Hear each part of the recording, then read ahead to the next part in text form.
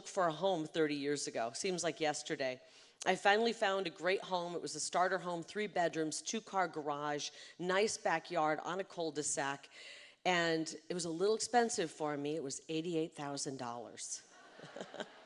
I was single, I was on my own, and my house payment was, I think it was something like $675. I know some of you who are paying these exorbitant rent prices are like, are you kidding me? I tell my daughter this story and she can't even believe it. She's like, tell the story again about how you bought that house and how much it was. But those were times when we could easily attain the American dream, and now it seems out of reach. The only way we get this back is to elect President Donald J. Trump and JD Vance and Kari Lake. It's the only way to get it back.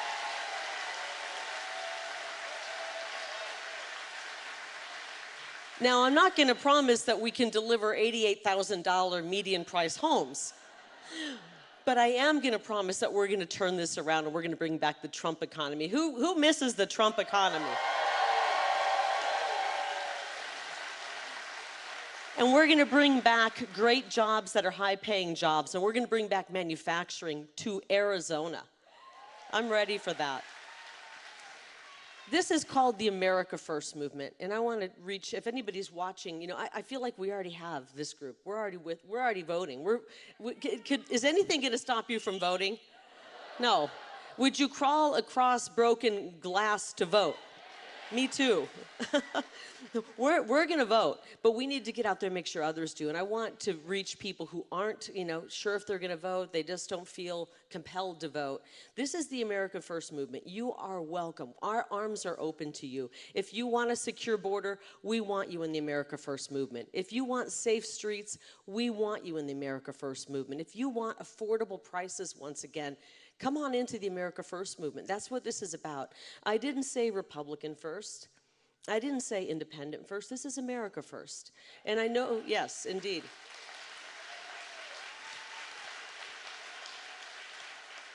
I'm not going to go into my opponent all that much other than to tell you that's not where he stands. He's voted for sanctuary cities, his open borders. He's voted to defund the police. I know. Who would want that? Who would even want that? He has voted for every radical idea that Kamala Harris and Joe Biden presented 100% of the time. But what I'm asking you is that you talk to your relatives and friends, because the facts are that attack ads work. And he is going to run attack ads. I already know he has been. I've seen a couple of them. It's really weird to turn the TV on and see an attack ad, and you're in it. It's like, you remember when I used to work on the news, I used to turn to my co-anchor and say, who the hell would get into politics? Who would subject themselves to this? This is insane. And here I am, because I don't care what they say about me. I really don't. I think you know me. I think you guys know me.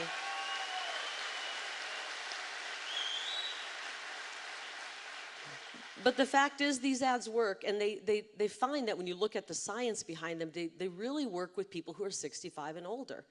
And I'm getting closer to 65 and older, so I'm not trying to pick on anybody who's older, but they find that people who are 65 and older, and I think this is actually a really beautiful trait, when they turn on the TV, they believe what they see, because they remember back in the day when we had a little bit more honest news. And so they're more likely to turn the TV on, listen to what's coming out of the fake news, and believe it. And so we need to really work on talking to some of our older friends who are in retirement and explaining that these are just lies that are being told on the news. And these are lies that are being told on the ads. Ruben Gallego is trying to paint himself, as I said, as a cross between Mr. Rogers and G.I. Joe. And he's a lot more like Nancy Pelosi with the beard, okay? We don't need that. We don't need that. That's not what we need right now. So what we want to do is welcome people into our movement. We want to welcome people if they're not sure where they stand, if they're looking at what's happening in this country and saying, this isn't working out for me, it's not working out for my family. Give them a reason to vote America First. Give them a reason to vote Donald J. Trump. Give them a reason to vote Kari Lake for Senate, right? It's pretty obvious. You want your dollar to go further? Vote for President Trump. Vote for Kari Lake for Senate. You want You want to make sure we see job growth with American citizens, not just job growth with people here illegally. Vote for President Trump and Carrie Lake. Do you want to make sure that our police departments are fully funded? Vote for President Trump. Vote Carrie Lake for U.S. Senate. How about this one? Do you want to make sure that our kids are getting a great quality education at the school of our choice? That's great. Vote for President Trump. Vote Carrie Lake for U.S. Senate. And do you want to make sure we have a secure border? Heck yes. We got to vote President Trump, JD Vance, and Carrie Lake for U.S. Senate. I don't want to see any more fentanyl pouring across the border. I don't want to have to hear that more young people are dying from fentanyl poisoning. We're losing. That miracle of that person, that child that's growing up and they're dying at 19, what would they have accomplished at 40? What would they have done at 50? We're losing too many of them, and we don't have to live this way. We can dream bigger, and we can think of bigger opportunities for us than letting our kids get their hands on this stuff. If you want to see the end of the fentanyl scourge, vote for President Trump and vote for Carrie Lake. And if you want to see an end to endless, needless, stupid wars, vote for President Trump and vote for Carrie Lake. There's a reason they don't want him back. There's a reason. Have you noticed? They're pulling out all the tricks right now. I mean, it's insane. It's so obvious they don't want him. They're so afraid of him. They know he's going to go in there and he's going to knock over the apple cart and probably set it on fire, and that's okay. And they don't want me either. Washington, D.C. does not want a fed-up middle-aged mom coming to D.C. and putting Arizona first and putting our kids first. But that's exactly what I'm going to do.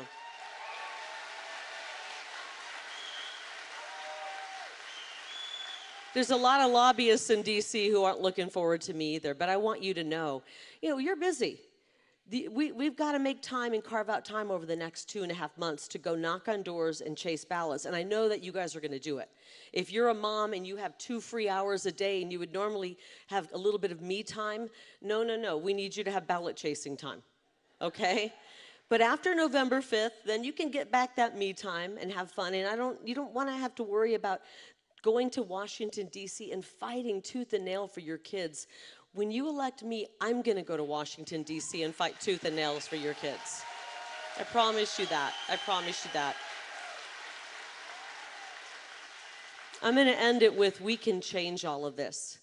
We can change this. We can turn this thing around. The pastor spoke earlier, and it was so good to hear those words that he had to encourage us to get out. This is what we're required to do at this moment.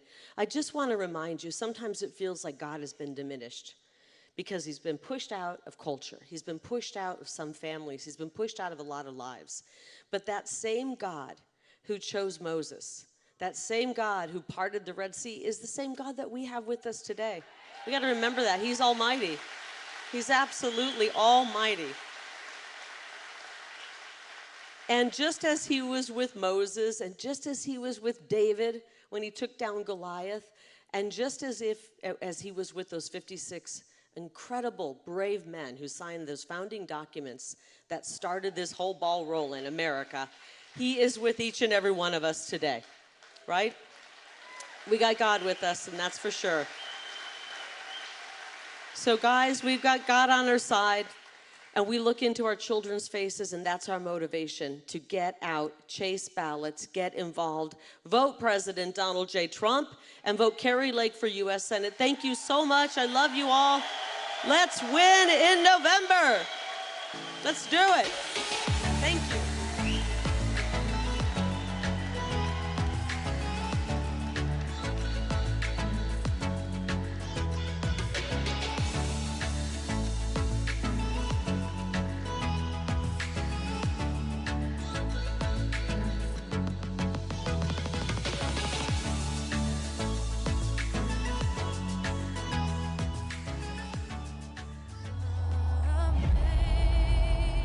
What you represent, your presence here, that the largest multi-day event in conservative grassroots history.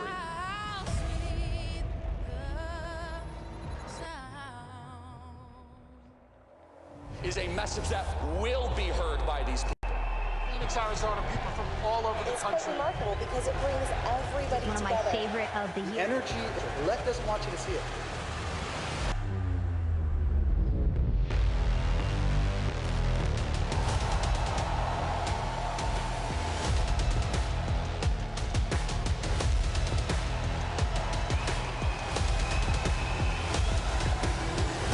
The stakes are high.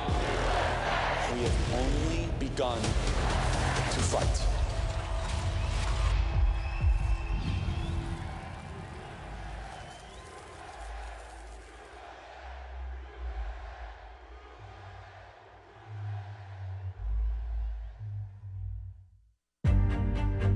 We're in Menominee Falls today, outdoor knocking in the rain. We're using our app here. She has some school board and village board signs in her yard, but she is a low prop voter. We're gonna go find out why she hasn't voted in the last few elections. Come on. We're bringing a data-driven, common-sense approach to door-to-door interactions. The Turning Point Action app is the one-stop shop for any conservative activist. It makes conservative activism so easy where all you have to do is wake up and start. Our organization is coming into an area that national pundits don't even have on their radar. We've identified it as a top 5 county to saving our country, Waukesha County. That's where we're planting our roots. That's where I'm sitting right now in our new Wisconsin field office. We're gonna be going into those high priority precincts, identifying those low propensity conservative voters, getting them out to vote, moving away from the transactional approach that the Republican apparatus has promoted up until now to a relational approach that embraces the human element of politics. The machine that the left has built has been heavily based on outside organization, voter registration, ballot chasing, and they supported those outside groups, 501c3s, 501c4s. And meanwhile, the Democratic Party was able to have this now web of outside organizations all feeding into one common purpose. They're all in different boats, but they're rowing to the same place. We at Turning Point Action understand that we're no more than one generation away from socialism. And 2024 is the make or break year. We can look back 10, 15, 20, even 50 years from now and say that we went one of 2 ways. We went down the path of socialism and dark times ahead, or we saved our republic. We unleashed the largest operation of ballot chasers that the conservative movement has ever seen. And what we're doing in Wisconsin is being replicated all over the country. We're putting the same amount of money and resources into Arizona as we are Wisconsin, and in Georgia as we are Arizona. Those 3 states are the 3 states that actually matter. There is no path to the presidency without 2 of those states. And realistically, if we're shooting for the moon here, we need all 3 of them. And with our data-driven approach, going after those low propensity, apathetic conservatives, we believe we can bring home the votes that we need to in areas like Waukesha County, Wisconsin, Maricopa County, Arizona, Cobb County, Georgia, areas that will make or break the future of this country. This is a complete paradigm shift of how we know the conservative movement to be, and we absolutely cannot do it without your support.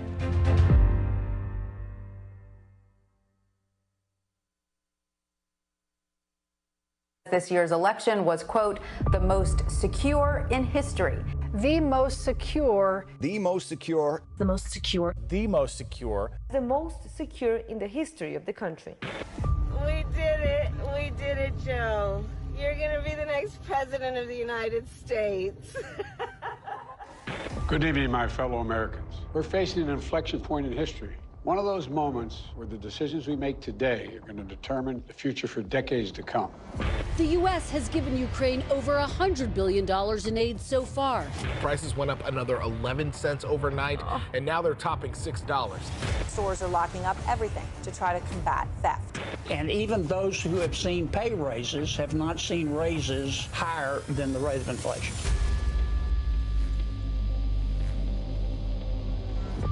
Donald Trump and the MAGA Republicans represent an extremism that threatens the very foundations of our republic.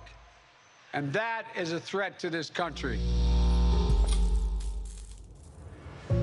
We can talk all we want about the machines, about voter fraud, voter suppression, but that doesn't change who's in the White House. The one thing we know for certain is that early grassroots action in strategic counties proved to be the difference between winning and losing elections. We're so excited! We're so excited! America spoke!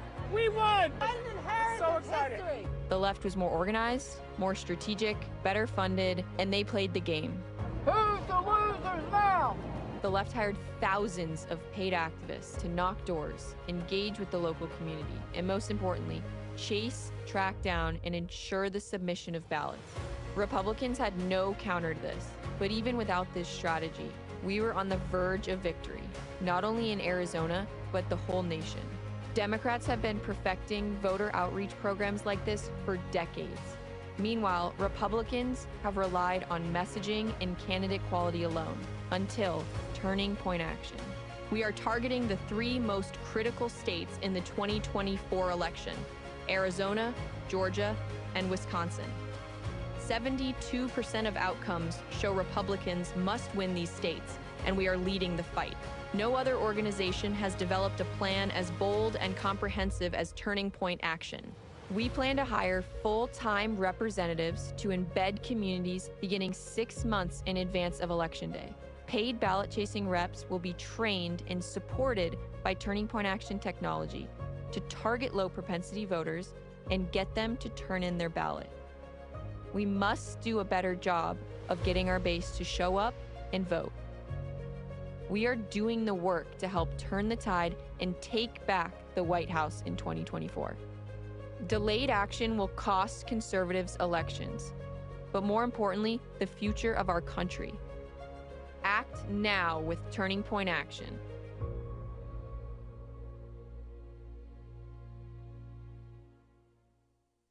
Donald Trump is leading President Biden among young voters. That is a major reversal from what we saw in 2020. For the New York Times, for the first time, Mr. Trump leads President Biden among the youngest voters. Again, young voters, a demographic that Republicans are really trying to boost, especially as they see the youth kind of drifting away from President Biden. I can look at like almost every issue in my head that's important to me, and I see a failure on Biden's part.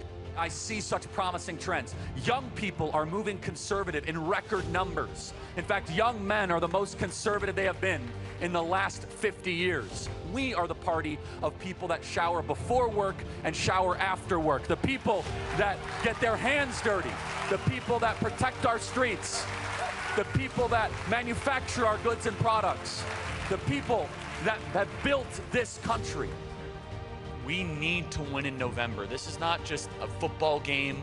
This is the civilization.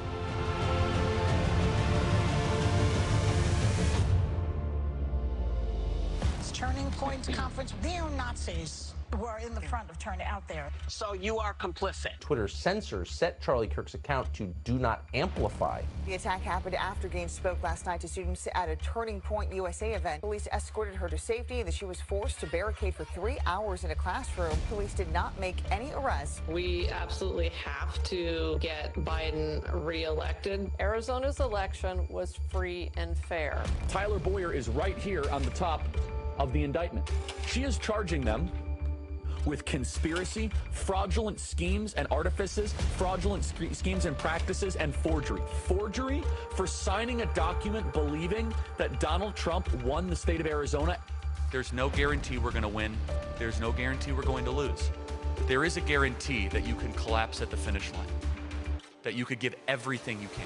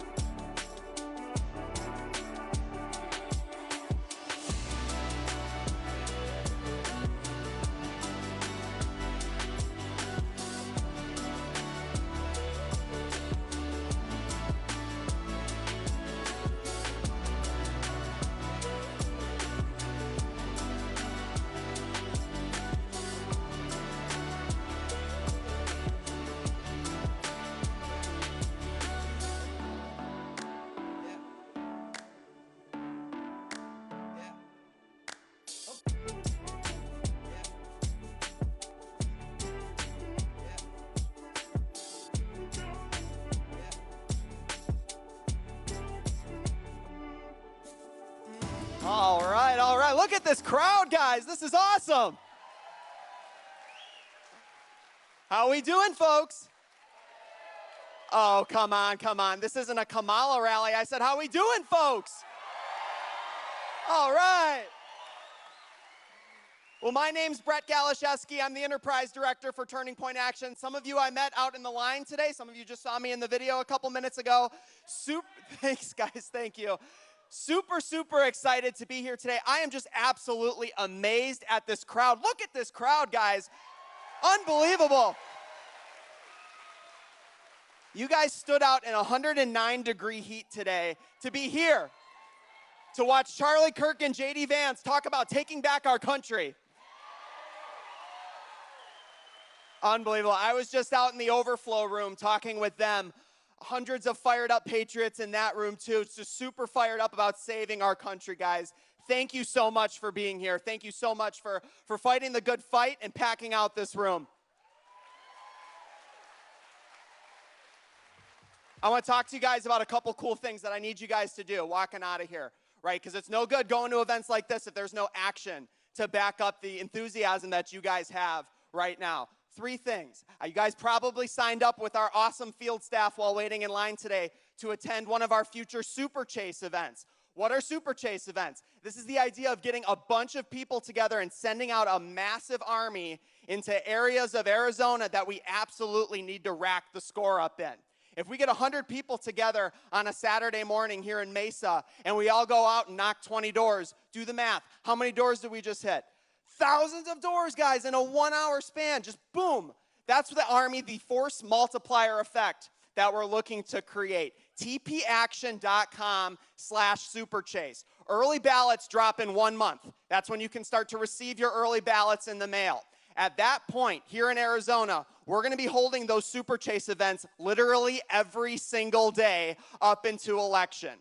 I can tell you guys right now, the warrior spirit in this room is just absolutely incredible. You guys are certainly talking the talk. I'm asking you guys to walk the walk. I need you guys to be force multipliers. Download the TP Action app and hit knock doors on the app and begin to own your neighborhood. Each and every one of you, where we're standing right now, this precinct has some of the most conservative undervotes in the state. Do you guys know what I mean when I say conservative undervotes? Conservative non-voters. Conservatives are not turning out where we are right here. This is no longer a war of persuasion among swing voters. This is a war of making sure every single conservative and their mother gets out to vote, including and especially where we're standing right now in the church.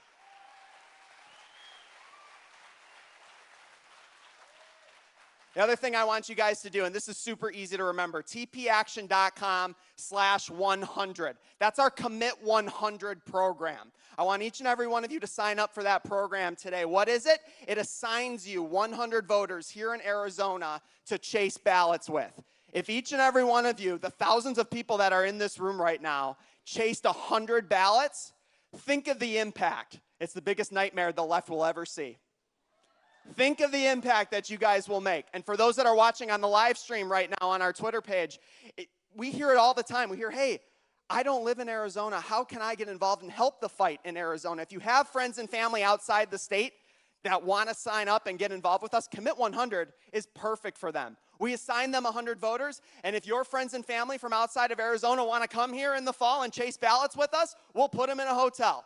Seriously, guys, this is the edge. This is that extra step that we need to take to win back our country. So tpAction.com/100. Chase ballots, guys. Chase those 100. Commit to 100 votes. tpAction.com/superchase. Come knock doors with us and attend event. We're going to be having them every single day. And then finally, we have an exorbitant amount of voter registration forms out on our tables. Did you guys know that 2 weeks from yesterday is National Voter Registration Day? September 17th, that's National Voter Registration Day. Celebrate National Voter Registration Day by registering a friend or family member to vote. My call to action to you guys is to each grab one of these on the way out. If each and every one of you registered one other person, registered a new Republican here in Arizona, we will win this culture war, and we will take back our country. And you'll get to explain to your future grandchildren how you saved our country in 2024. Thank you, each and every one of you, for being here. We have a fantastic program lined up for you guys. JD Vance is in the house.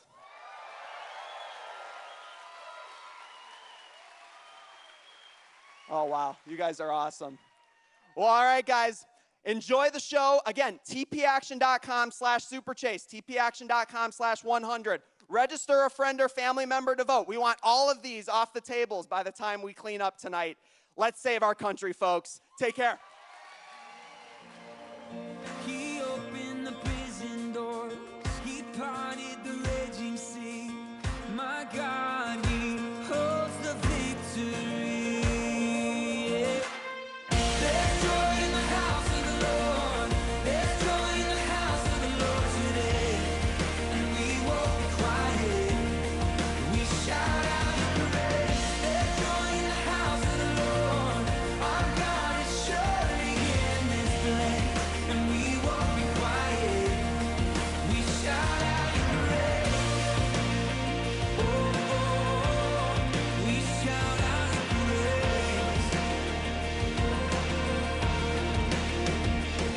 We sing to the God who heals. We sing to the God who saves. We sing to the God who always makes a way. 'Cause he hung up on that cross, then he rose up from that grave. My God, still rolling stones away. There's joy in the house of the Lord. There's joy in the house of the Lord today. And we won't be quiet. We shout out your praise. There's joy in the house of the Lord. Our God is surely in this place. And we won't be quiet. We shout out your praise. We were the beggars, and now we're royalty. We were the prisoners, and now we're running free. We are forgiven, accepted, redeemed by His grace. Let the house of the Lord sing praise. 'Cause we were the beggars, and now we're royalty.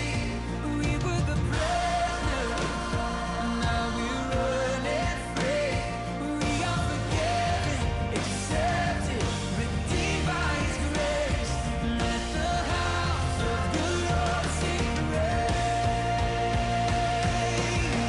There's joy in the house. There is joy in this house. There's joy in the house of the Lord today. And we won't be quiet. We shout out your praise. There's joy in the house. There is joy. Our God is surely in this place. And we won't be quiet. We're gonna shout out your praise. There's joy in the house of the Lord. There's joy in the house of the Lord today. And we won't be quiet. We're gonna shout out your praise. There is joy. There is joy surely in this place. We won't be quiet. Shout out your praise. We shout out your praise. There is joy in this house. There is joy in this house today. We shout out your praise. We shout out your praise.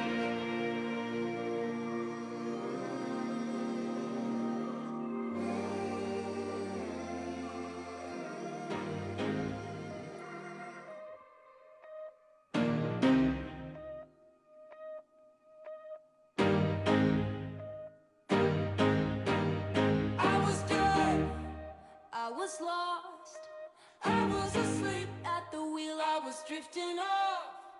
My heart was failing, my heart was failing. In the dark, heard a song, it was the sweetest sound that I've ever heard.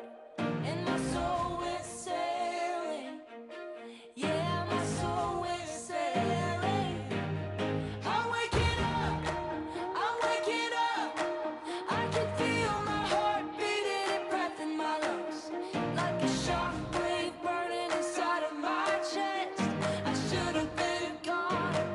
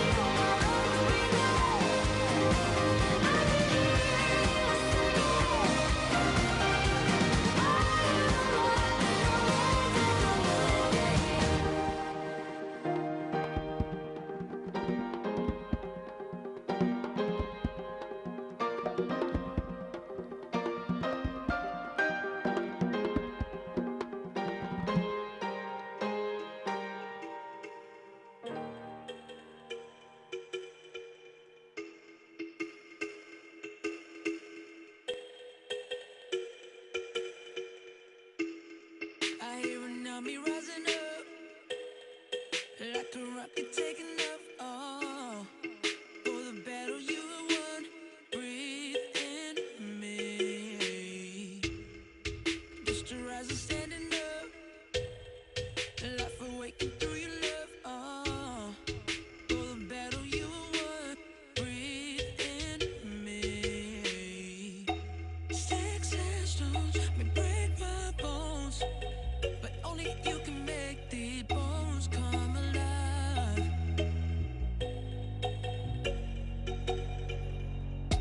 Sticks and stones may break my bones, but only you can make these bones come alive. Only you can make these dry bones come alive.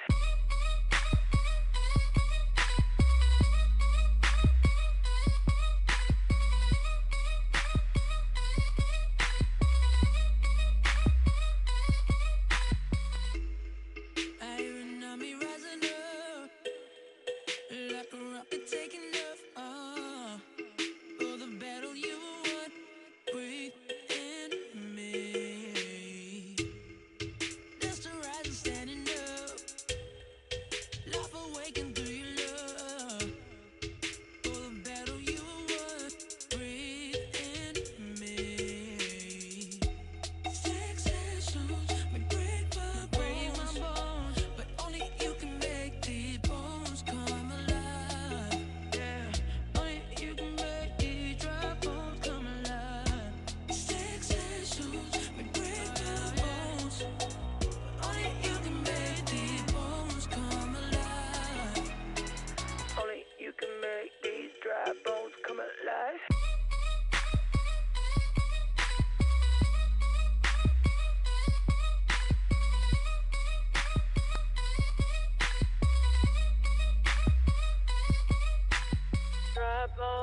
Dry bones, you speak life in them, life in them.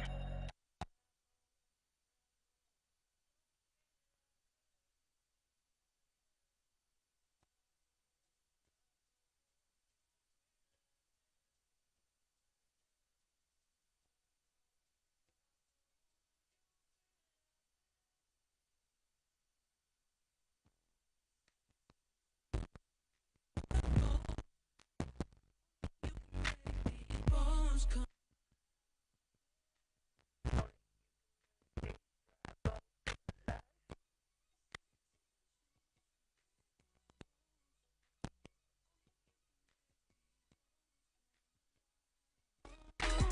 Only you can make these dry bones come alive.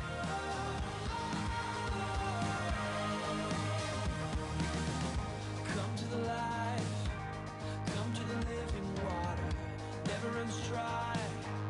You can trust the fire.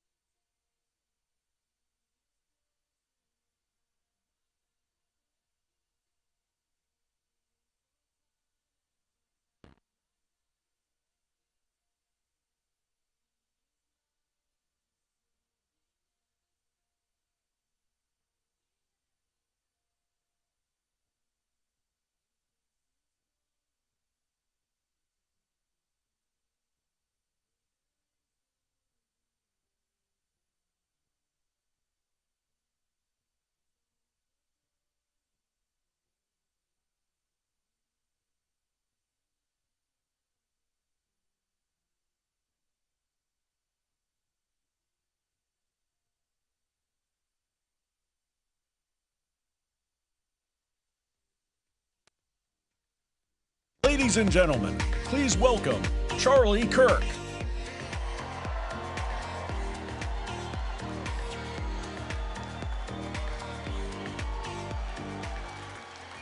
Thank you, everybody.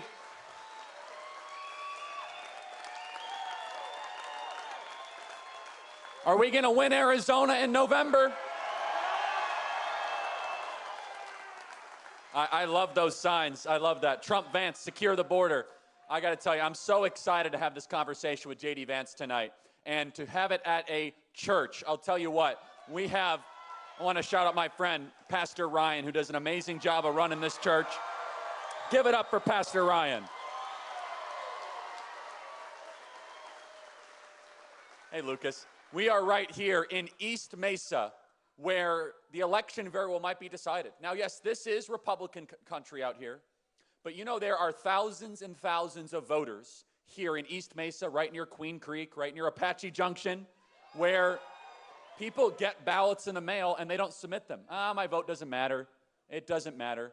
We need to have a citizen force in the month of October, all of us, to go chase every single ballot in the month of October. And it's going to require all of us. So throughout tonight, as you start getting fired up, if you say, I don't know if I could live under a Kamala Harris presidency, we need to do something about it. We need to go chase the ballots, get in the streets, download the Turning Point Action app. In fact, if you want to ask Senator Vance a question tonight, you could do so on the Turning Point Action app. So download the Turning Point Action app. I'll have all the questions up here on the iPad. And also on that app, when you're done, you can go chase ballots this weekend. You can go find new voters, because ballots go out on October 9th this weekend. This state came down to 10,000 ballots back in 2020. There are nearly 2,000 people here tonight if you count the overflow. If all of us, just here at this event tonight, find 5 new voters, 5, we can have more new ballots than the deficit of 2020. That is the power of this event here tonight. I am honored to introduce a friend of mine, somebody that I have just been so thrilled to see ascend in American politics. His story is uniquely American.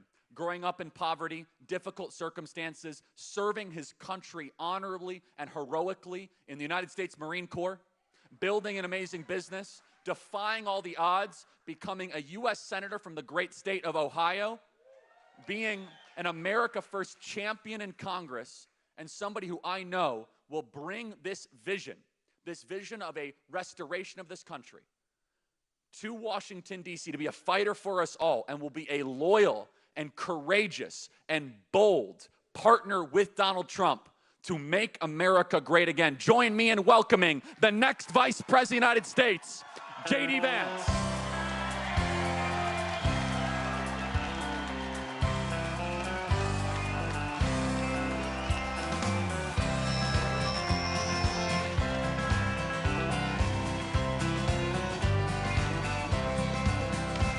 Why don't we liberate these United States where the God bless you all. Thank you. Need it worse.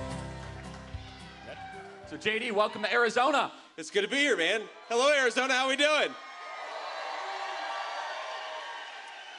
Now JD, I noticed we don't have any teleprompters here for you tonight. It's a little just off the cuff, taking questions, and also questions from the audience. What do you make of it, how strange and bizarre it is? Kamala Harris has gone 40-plus days without taking a serious interview by herself or a press conference. By the way, how great is JD Vance with these press conferences? Did he not do a great job? What do you make of that? You know, look, I mean, she's terrified of the media because she's terrified of the American people, because she knows that if she speaks off the cuff, she's going to let them know just how completely radical she is. I mean, look, Kamala Harris, her entire campaign, think about this, she's trying to run away from every position that she had 3.5 years ago. She said she wanted to defund the police. And by the way, we should be thinking about and praying about those 2 Phoenix police officers who just got shot yesterday. God bless them and thank them for their service. Sounds like we got one in stable condition, and that's great, but hopefully both of them come out of it. But look, wanted to defund the police, now she says she doesn't. She wanted to ban fracking. Now she says she doesn't. She was the border czar who opened the American southern border, but now all of a sudden she says she believes in border security. I joke with President Trump that she's going to show up at a rally one day with a long red tie and the slogan, "Make America Great Again," because that's what Kamala Harris is doing.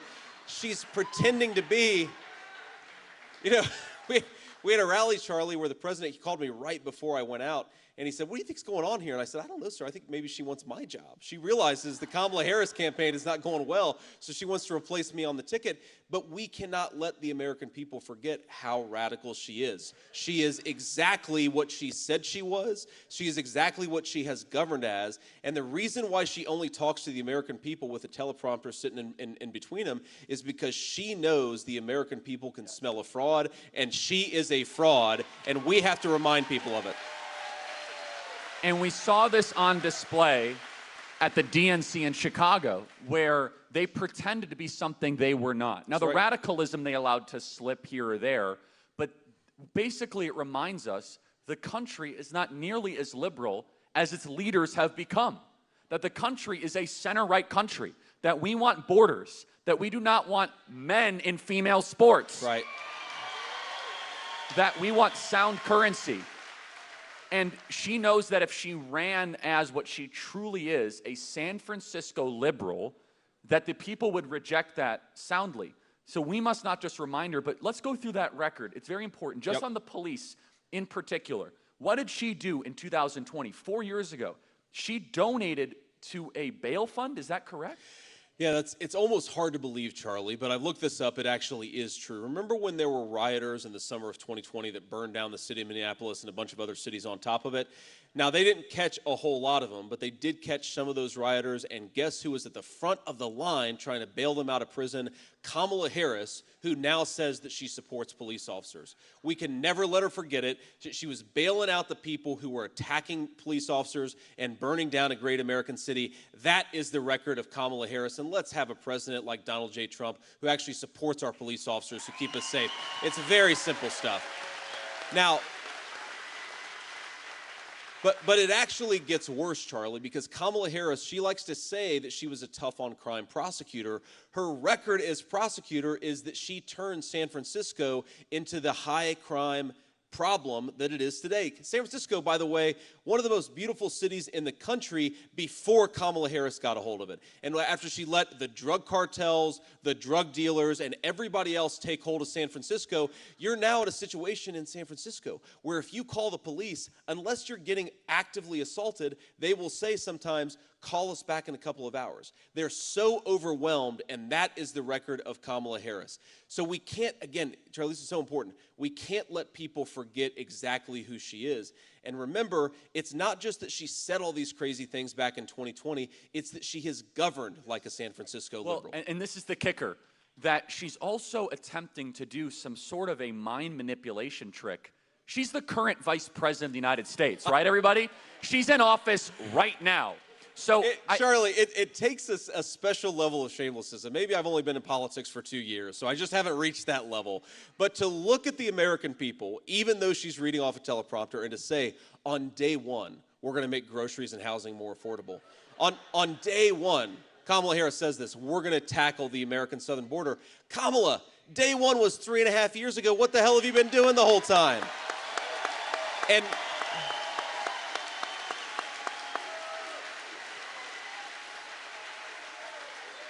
And you'll have to forgive me.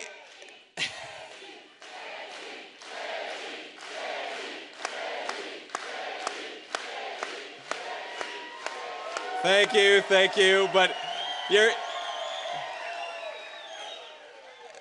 all the pastors in the room are going to have to forgive me because I do sometimes talk like my mamaw. And she was a woman of very serious Christian faith, but she did love the F word every now and then. So hopefully that's the only curse word that I have. Faith. I'm going to try to rein it in. Faith, yeah. That's right. We've got faith. I need a little grace here. But the shamelessness, as you were saying, is remarkable. And this is important. Is she'll say, on day one, I'll do this. So, okay, let's just take one example. If she was serious about securing the border, which for those of us that live here in this state, we are being invaded on a daily basis. We are being invaded. And it's so frustrating because a Democrat will be running for office and they'll raise a bunch of out-of-state money, like Ruben Gallego and previously Mark Kelly, and they'll run all these ads where they'll literally walk alongside Trump's border wall, and then they'll go to the Senate and vote against everything, but they will lie to the vote. You guys have seen those ads, right? And they are open border candidates. Kamala Harris now has Trump's border wall in her advertisement. And so, was she not That's hard to believe. Even for me, that's hard to believe. No, it's true. You guys saw that. The Trump's border wall was in her ad. She stopped construction of the border wall on day one. That's what Kamala Harris did. So is it the border wall that's laying on the ground? Because that would be appropriate, because that's what Kamala Harris actually did. But it's also, my friends, you go through the list of policies. I mean, some of this stuff is really hard. Public policy sometimes is really tough. Border security is actually not that hard, okay? It's simple. One, empower the Border Patrol to stop the bad guys when they try to come across, right? That's number one. Number two, deport people who come into this country illegally. That's number two. And number three is don't let people claim asylum and then bounce around in our country for 12 years awaiting a court date. Make them stay in Mexico if they want to claim asylum. That's the Remain in Mexico policy that works so well. And the contrast between President Trump, who did all of these things, he implemented the Remain in Mexico policy. He actually came up with it. He did actually deport people. He didn't let people take advantage of our asylum process. Kamala Harris on day one promised she was going to undo all of that stuff, and that's exactly what she did. And we have the border catastrophe now because of that. And Charlie, we have to remember here the incredible human toll of this stuff, because we have American citizens right now who are dying of fentanyl overdoses that the Mexican drug cartels are bringing into our communities. We have thousands, this is hard to believe, we have thousands of missing children because Kamala Harris has let the cartels sex traffic minors in our own country. And you know my story, Charlie, but yeah, I was raised by a woman who struggled with addiction for a big chunk of my early life. That's one of the reasons why my grandmother played such a big role for me. And, Mom, I remember when she took something that she shouldn't have taken, and it almost took her life. And she was in a coma for a few days, and I remember praying, Lord Jesus, please let Mom wake up this time. And because she didn't take fentanyl, she did get that second chance, and she's been clean and sober, by the way, for almost 10 years. And God bless her, and I'm so thrilled for that. But imagine, Charlie, if the poison that Kamala Harris is letting come across the border today had been coming across 15 years ago, I don't think that I would have gotten that second chance with my mom. And so to Kamala Harris and to every broken D.C. politician from Ruben Gallego on down, if you're not going to do your job and you're not going to stop this poison from coming into our country, our message on November 5th is you are fired. Get out of there. We've actually got some political leaders who are going to work for the American people. And according to the Department of Homeland Security, it's 320,000 missing children. And here we are in a house of worship, a house of the Lord, and we as Christians, that alone should be a reason to vote for Donald J. Trump and JD Vance. Absolutely right. That right there.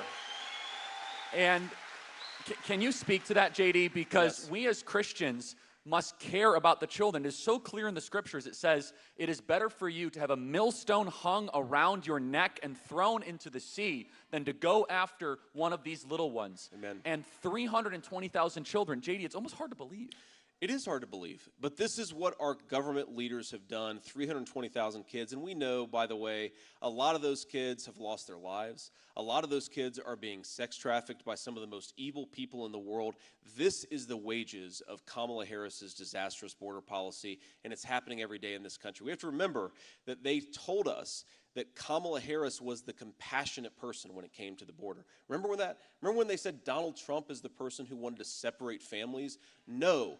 The way that you keep families together is to send a message that if you want to come through to this country, you've got to come through the proper channels. When you empower these cartels, when you tell everybody that they can come across illegally, that's what causes family separation on an industrial scale. Never let them tell you that Kamala Harris's border policies are compassionate. There are 320,000 voices of children crying out, telling us Kamala Harris is not compassionate. She is a disaster, and we cannot promote her to the Oval Office.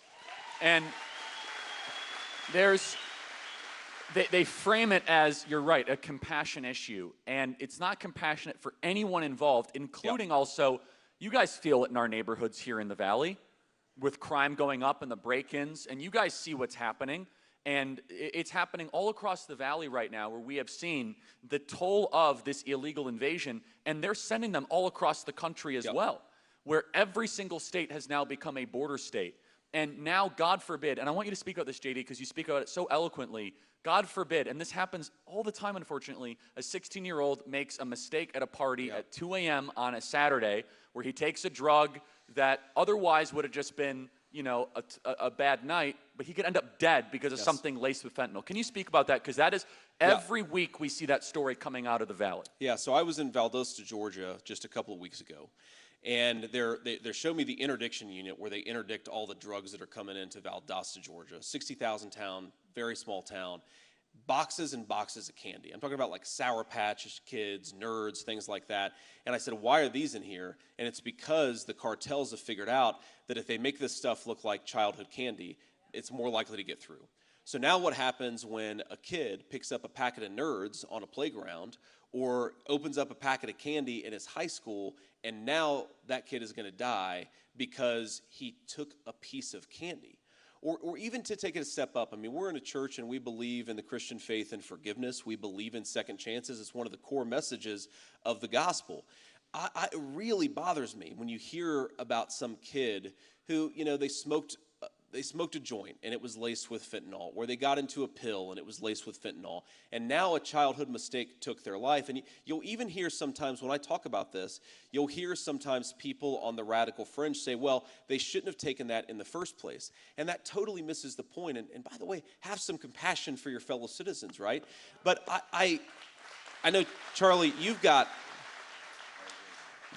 young children. I've got a 7-year-old, a 4-year-old, and a 2-year-old. They're with me here in Phoenix, actually. They came with us, and we even brought the dog.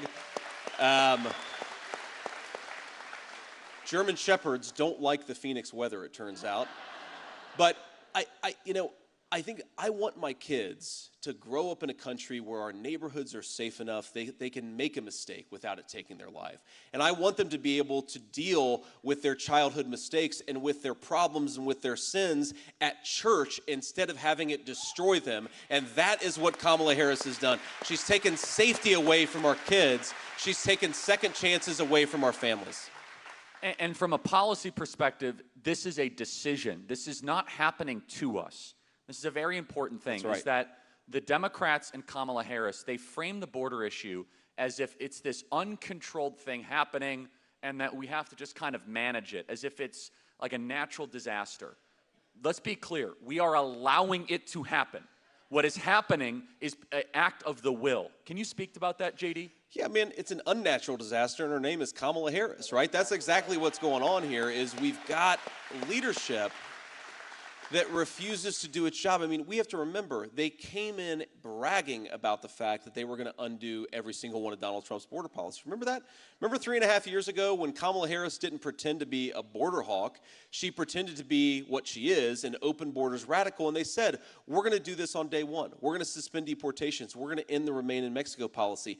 They did every single thing that they promised that they were going to do, and now they're trying to run from the consequences. And the way that they get away with this is so important, Charlie. The way that Kamala Harris gets away with this massive, dishonest operation is for us to not get out and vote and penalize these people. When our politicians lie to us, we have a response and we have an ability to push back. It's at the ballot box. So get out there, tell Kamala Harris, you are fired, and we're not going to reward people who gaslight us and lie to us about what they've done in office. And this state is one of the most consequential and one of the most crucial, which is why you're here. Huge. Especially this part of the Valley. And just to reiterate what I said earlier, every single one of you going out with Turning Point Action and to chase ballots and to register voters, JD, we're seeing in this state, one of the buried leads is that this state is actually becoming more Republican, not more Democrat. In 2020, here. In 2020, we had about 100,000 more registered Republicans than Democrats. 4 years later, we now have 260,000 more registered Republicans than Democrats. So we have become, and that's net, that is a net increase. That's huge. And it's happening because everyday Americans are seeing the failure of the open border policies, of seeing what's happening internationally, which I definitely want to talk about, which does not get enough attention recently. But also, Phoenix, especially, and everyone here is feeling it. It used to be a decade ago one of America's most affordable cities. Remember that? Remember you used to brag to all of your friends and family in Chicago, LA, and New York? Well, come to Phoenix, you can afford anything. We are getting crushed by inflation here. Inflation in the Sun Belt is the worst in the country, from housing prices to grocery prices. Why is this happening, JD? Explain it, and what will Trump-Vance do about it? Yeah, so inflation's obviously complicated, but in some ways it's very simple. When you let in when you talk about housing, for example, you let in 25 million illegal aliens into this country. On the one hand, they're going to compete against Americans for scarce homes that are out there. And then Kamala Harris cast the tie-breaking vote for the Inflation Explosion Act. So mortgage interest rates are higher, home prices are way higher, and now Americans can't afford to buy a home. That's exactly what's happened, right? You bring in too many people, you have them compete against Americans, and then you drive mortgage interest rates through the roof. That's exactly what Kamala Harris has done. Now, she's also, of course, gone to war against American energy. And energy goes into everything, right? You want to manufacture anything, you need energy. Our farmers want to transport food to the grocery store, they got to do it on trucks. The trucks require energy. So when you raise the cost of energy, then you raise the cost of everything else. Kamala Harris would rather us buy oil and gas from tin-pot dictators all over the world. I think we ought to buy energy from American workers and from American territory, and that'll create a... And Charlie, that'll create a lot of jobs, man, but it'll also drive down the cost of everything. I mean, we have to remember, 30 years ago, and I hear this from Democrats, I hear this from independents, I will hear people say, 30 years ago, our parents, just working a normal American middle-class job, could afford to buy a home.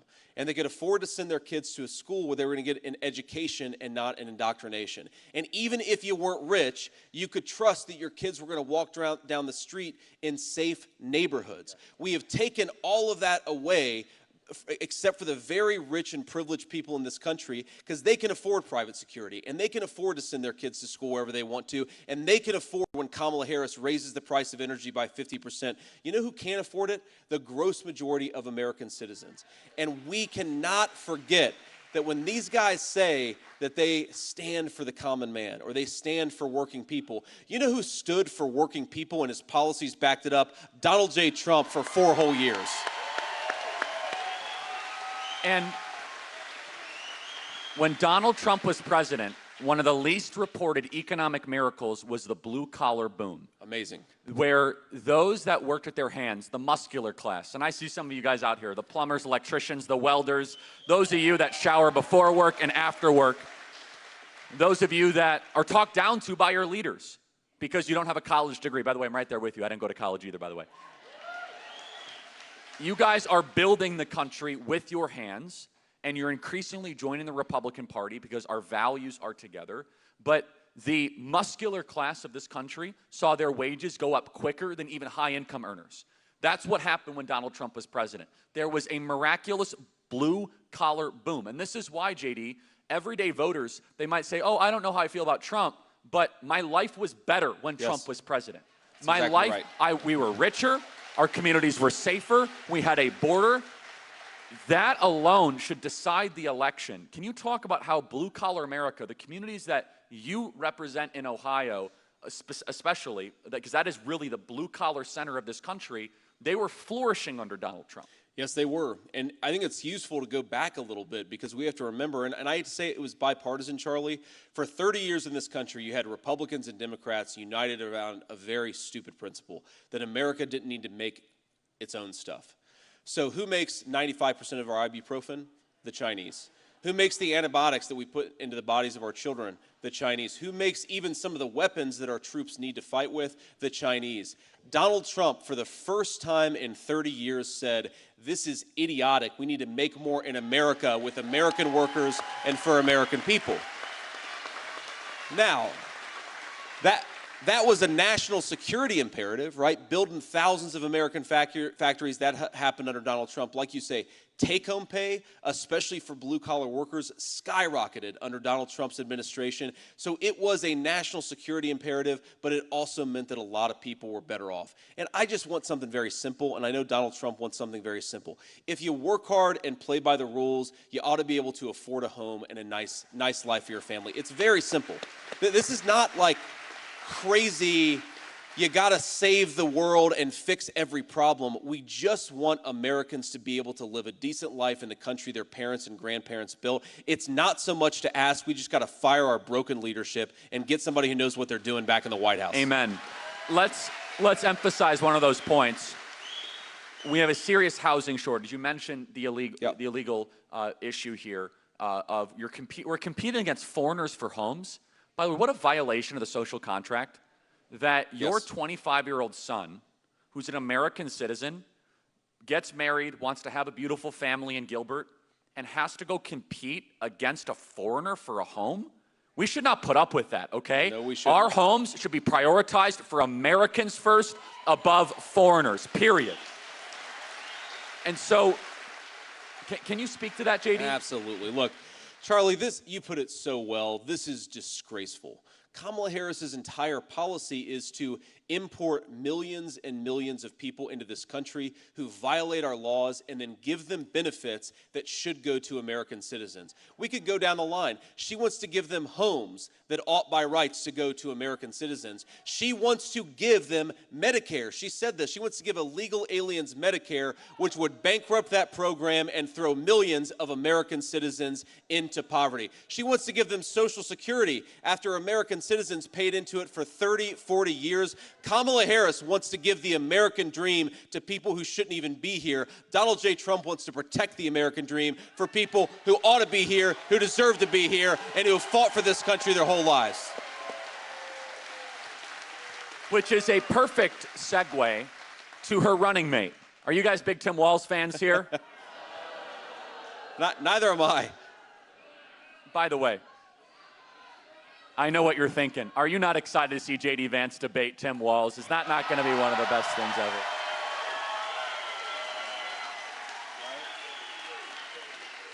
They better have a mercy rule. Who's moderating that debate? Nora O'Donnell from CBS, and I think what actually might happen based on his military service is he's going to bail out at the last minute but say he went anyway. I think that's the Tim Walz approach to the debate. By his own admission, he says he's not a good debater. Okay, I don't even know what to make of that. JD Vance is one of the best we have, by the way, as you could tell. But let's just look at the record, because not only has Kamala Harris stood for foreigners over Americans in every possible way, let's look at Tim Walz. Tim Walz, taxpayer-funded tuition for illegals in Minnesota. Correct me if I get any of this wrong. That's right. The driver's licenses. Driver's licenses for illegals. And also, I know there are other policies as well that were accommodating foreigners in the state of Minnesota. On top of that, there's so much there that needs to be explained, yet he does not take questions. And I want all of you to understand this. If you're an undecided voter watching this at home, because we have millions of people watching this, or if you're an undecided voter here tonight, the ticket that is willing on a daily basis to take questions from reporters is probably the ticket that should govern your country, not the one that runs away from reporters.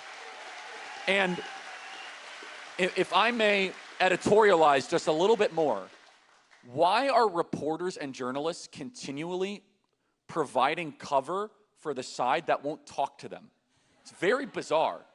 It's like, at some point, when will these reporters say, I'm not going to carry your water anymore because you won't even allow me to ask a question? By the way, how pathetic was that CNN interview with Kamala Harris and Tim Walz? The whole thing was very weird. So Tim Walz, with George Floyd, allowed Minneapolis to burn and did not call in the National Guard within 24 hours. Talk about Tim Walz, without a doubt, the most radical, out of touch vice presidential selection in modern American political history. Yeah, so much we could talk about, and I think it's important to reinforce this just drives home how terrible Kamala Harris's judgment is, right? Now, she says she doesn't want to defund the police, even though she supported those policies. Then she goes and picks a VP nominee who allowed rioters to burn Minneapolis to the ground and actually pushed back against Donald Trump when he said that he wanted to send in the National Guard to save Minneapolis. And thank God, eventually, Donald Trump did exactly that. Finally, Tim Walz relented, but after, of course, $13 billion damage had been done. This is a guy who, I was asked by John Carl of ABC, he said, you've accused Tim Walz of wanting to kidnap people who don't want to consent to gender reassignment for their kids. And I said, well, he signed legislation, he supported legislation that would take children away from their parents if their parents don't want to do sex changes. How would you define that as anything other than kidnapping? And this is a guy, by the way, Charlie, who says that he believes in small government, that he wants the government to stay out of your bedroom. He wants the government to steal your children from you if you don't agree with Tim Walz's values. That is not small government. That's disgusting, and he should be ashamed of himself. Yes. But look,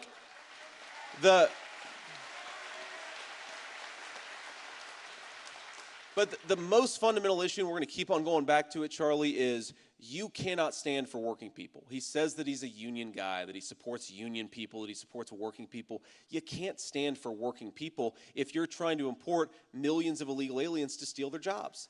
There is no way that you can square that circle. The biggest threat to American workers in this country, the biggest threat to Americans being able to afford a home is when Kamala Harris has let 25 million illegal aliens just set up shop in this country. So Tim Walz doesn't stand for workers. He stands for the Democrat Party donors, and that's exactly who's going to serve as vice president. We're going to serve the people. That's who Donald J. Trump and I believe we ought to serve and we ought to fight for. So let's expand on one of those points, which I think is very important. And so Tim Walz signed a piece of legislation. And by the way, Washington, Oregon, and California have very similar laws. And these are called trans sanctuary state laws, where effectively it is medical kidnapping, where if you have a 14-year-old son or daughter that declares that they are a boy when they are biologically a girl, or vice versa, that the state has the ability to take possession and custody of your minor if you as the parent do not affirm the new gender that they might have learned at school or on TikTok. Is that correct, JD? That's exactly right. And that's kidnapping, Charlie. That is legalized kidnapping. And if you're a Christian or just a person of conscience in this country, you ought to be telling the person who wants to do that, no way. We are not letting you anywhere near the halls of power. And that's what we have an opportunity to do. But it is so sick. I mean, think about this. Look, Charlie, I have an incredible amount of sympathy and compassion for some of these kids. I mean, adolescence is confusing for almost every teenager, right? Every teenager goes through this or that thing. They go through an awkward phase. They maybe go through a goth phase. That was big when I was a kid in the 90s. Look, kids go through this stuff. But now we have social media going and telling them that, hey, it's not just growing up or it's not just growing pains. You are in the wrong body.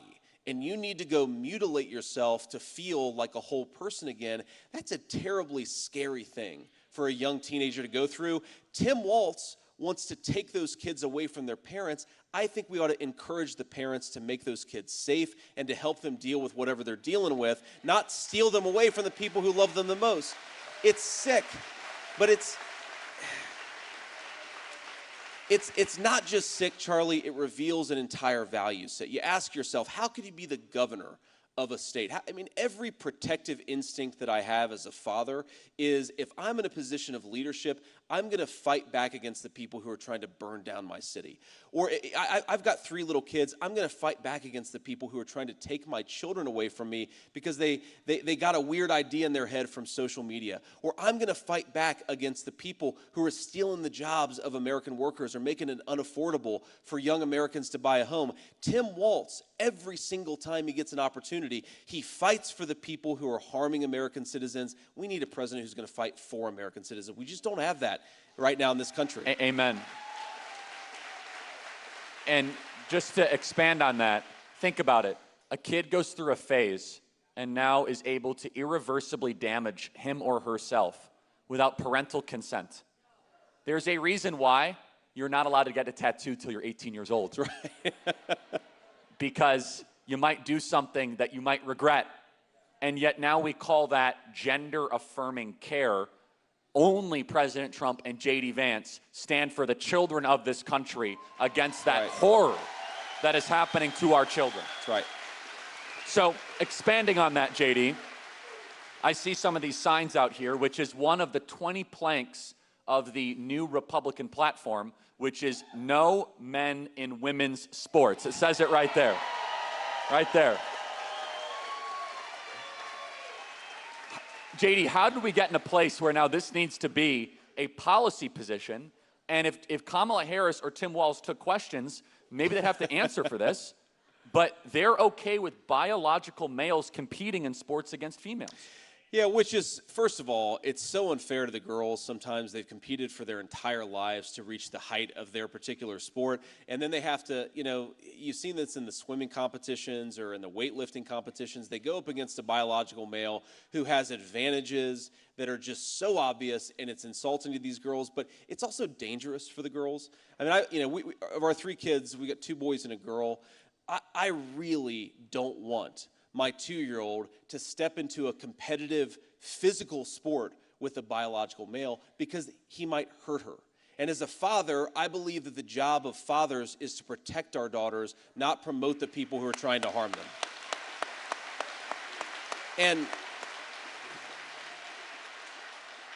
And again, it just drives home how warped this value system is, right? Americans want very common sense things. They want their children to be able to afford to buy a home. They want good schools. They want safe streets. They want a closed border. Why are Kamala Harris and Tim Walz focused on forcing biological males to compete against our girls in sports? It's insane. And it's not just that, Charlie. So this came up in the state of Ohio, and when I first heard it, I didn't believe it, that the Harris administration was threatening local school districts. If they didn't go along with all of the gender and transgender craziness, they were going to take away free and reduced school lunch funding. That was the weapon. That was the weapon that they were using. If you want your free and reduced lunch funding, then you need to do what we want you to do on the transgender stuff. What kind of a human being would be willing to take food out of the mouths of poor children because the local school district doesn't buy into Kamala Harris's values?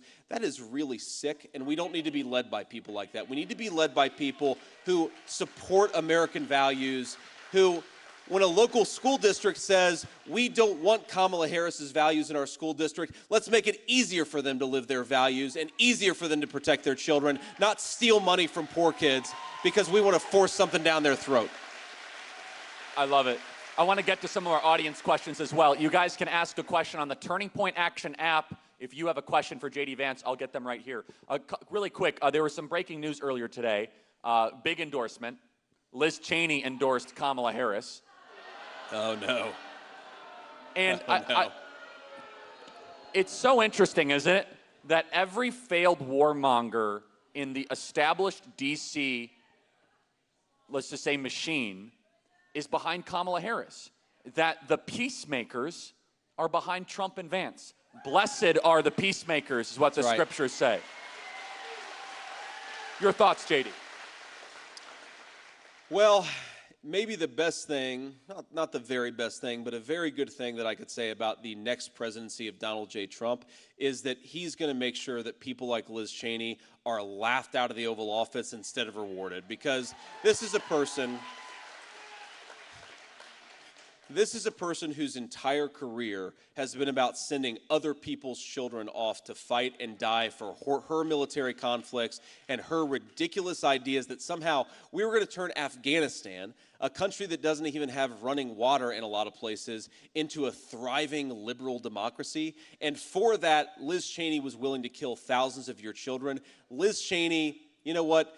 I think it's the best thing in the world that she's supporting Kamala Harris. You are right. Blessed are the peacemakers. Kamala Harris and Liz Cheney make very, very interesting partners. They get rich when America's sons and daughters go off to die. They get rich when America loses wars instead of winning wars. And they get rich when America gets weaker in the world. We want American strength, American security, and most importantly, peace. Let's bring peace back to the world. And Donald Trump is the candidate to do it. I want to emphasize foreign policy here. We have a question here from John, who's using the Turning Point Action app to ask the question. He says, I am disgusted by the anti-Semitism I'm seeing on campuses. President Trump was the best president in my lifetime for Israel, which I know is a big issue for a lot of us here. I am disappointed with Kamala Harris embracing the anti-Semitism. Talk about that, JD Vance. That's essentially the question here. Yeah, you know, a couple of different things. First of all, I'm asked all the time, how do you stop the crazy stuff that's going on college campuses or sometimes even on America's city streets? It's really simple. Enforce the law, right?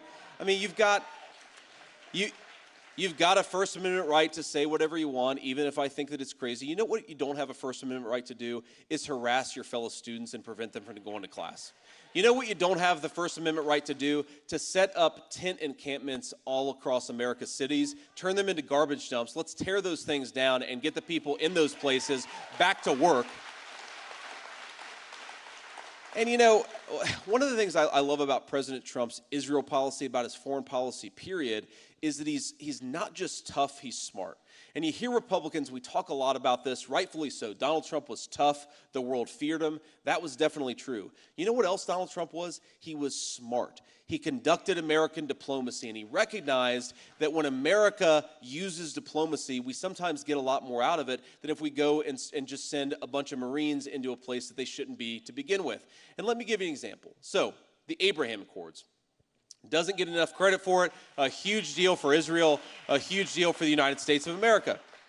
Here's what President Trump is saying. Allow Israel to create regional alliances with all the Arab states in that region of the world. They can serve as a counterbalance to Iran. Peace, alliances, not sending Americans off to fight in a stupid war, but preventing the stupid war from ever happening to begin with. That's the Donald J. Trump approach. And man, it worked. So if you want to empower Israel and you want to allow America to focus on China, allow the Israelis to focus on Iran, right? Let them finish this war. Let them get it over as quickly as possible, destroy Hamas as a fighting force, and then they can figure out what to do from there. America has got to make it easier for our allies to finish this war. Kamala Harris wants to prolong it. Doesn't make an ounce of sense. I love that. Here's a question from Hayden. With rising costs on everything, daycare is very expensive. Yep. We pay $725 a month for it, and that's the lowest we've found in this area. What can we do about lowering the cost of daycare? Hayden, obviously a working family, and it's very hard for working families to get by. How will we lower the cost of daycare? You know, such an important question, Charlie. And I think one of the things that we can do is make it easier for family models to choose, or for families to choose whatever model they want, right? So one of the ways that you might be able to relieve a little bit of pressure on people who are paying so much for daycare is make it so that you know, maybe like grandma or grandpa wants to help out a little bit more, or maybe there's an aunt or uncle that wants to help out a little bit more. If that happens, you relieve some of the pressure on all the resources that we're spending in daycare. Now, you talk about just daycare. Let's say you don't have somebody who can provide that extra set of hands. What we've got to do is actually empower people to get trained in the skills that they need for the 21st century. We've got a lot of people who love kids, who would love to take care of kids, but they can't, either because they don't have access to the education that they need, or maybe more importantly, because the state government says you're not allowed to take care of children unless you have some ridiculous certification that has nothing to do with taking care of kids. So empower people to get the skills they need. Don't force every early child care specialist to go and get a 6-year college degree where they've got a whole lot of debt and Americans are much poorer because they're paying out the wazoo for daycare. Empower working families, empower people who want to do these things for a living, and that's what we got to do. All right, we have two more questions here. This one here, I really want to see, this is from Howard. I really want to see you and Donald Trump and you be successful. What can I do materially in the grassroots to make a difference? It's another great question, and I'll answer it with something that a Senate colleague of mine, another great conservative, would say when he was out campaigning for me in the state of Ohio in 2022. He would say, I want you to go out, and I want every single person in this room to vote 10 times. And because it's a Republican audience, people sort of shifted uneasily in their seats. And I mean, we are in Maricopa County, though, Charlie. So, but people said, look, we're Republicans. We don't vote 10 times. We just vote once. Well, here's the way that you can vote 10 times legally. You take yourself, 9 of your friends and family, and make sure they get to the polls on or before Election Day. That is the way that Republicans vote 10 times. And you said it exactly right. If just the people in this room got 5 of their friends to go and cast ballots, that would be the winning margin in 2020. We have the ability to do it, but we can't let our foot off the gas. Every single day, encourage people to go vote. Post on social media. If you see some dishonest crap on social media, correct it. Push back against it. That's exactly We're right. never going to have the media. We're never going to have the elites. We're never going to have the globalists, but we have the power of the people only if we use it. Yes, and we here at Turning Point Action and Turning Point PAC exist to make it easier for you to make a difference in this election. If you want to go find 100 new voters, if everyone here did commit 100, it is the least you can do. And here in Arizona, it makes a massive, massive, major difference. JD, final question here. We got a bunch of questions here. How can all of us be praying for you and supporting you? The grind is on. The spiritual war is on right now. We know you love this country. You've been thrown into this. Just so everyone knows, JD Vance did not know he was going to be the VP selection truly until literally when it happened, right? That's basically right, yeah. Monday afternoon, about an hour before. Yeah, an hour before. The president called me, yeah. Yeah, and so he's just been thrown into this, and I think he's been doing such a great job, and I just want to encourage him, right?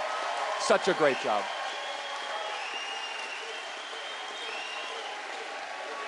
Thank you all.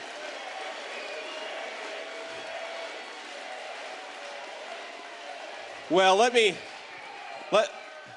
give 3 answers to that question, Charlie. So first of all, and some of the kind pastors that we met with earlier, thank you guys, and thanks for hosting us in this beautiful church.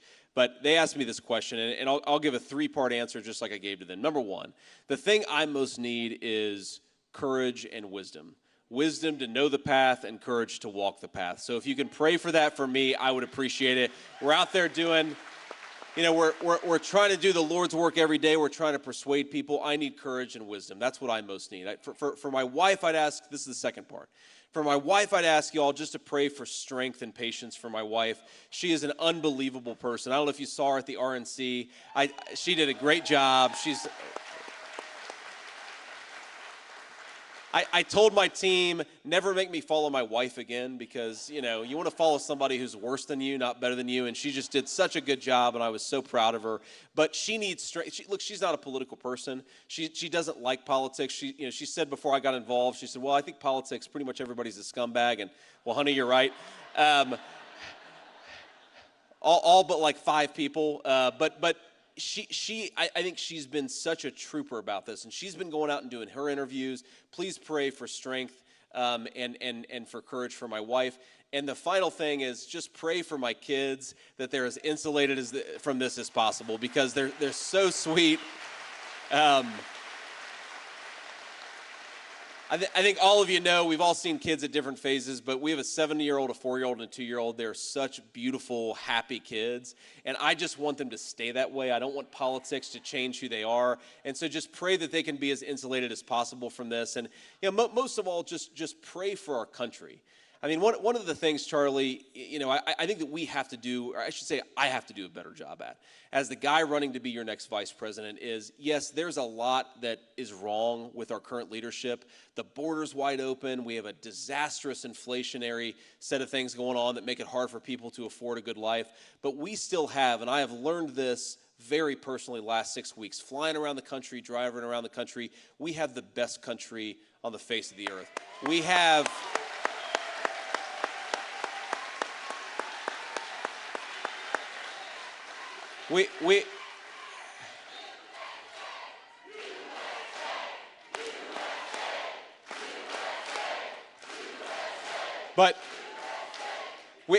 Thank you all. We have the most beautiful country. We have the best natural resources. We have the best workers, the best traditions, the best history. The only thing that we need to fix is the broken leadership, and you all can do that. God bless you all. Thank you for everything you're doing. JD Vance, and please everybody. help us. Thank you so much. Thanks for having me. Charlie, I love you, man.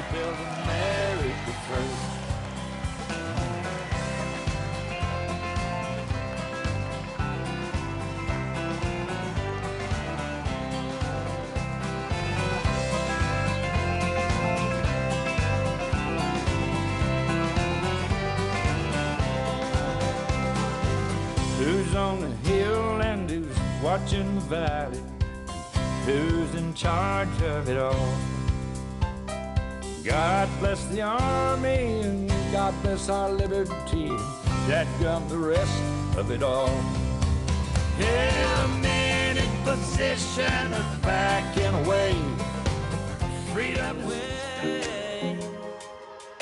God who made the universe knows me by my name, so it's a good day. Baby in my arms, walking through the Ladies and gentlemen, again, as a friendly reminder, the staff and security request that you please remain seated in the venue until the senator has cleared the building. We will make an announcement confirming when everyone is clear.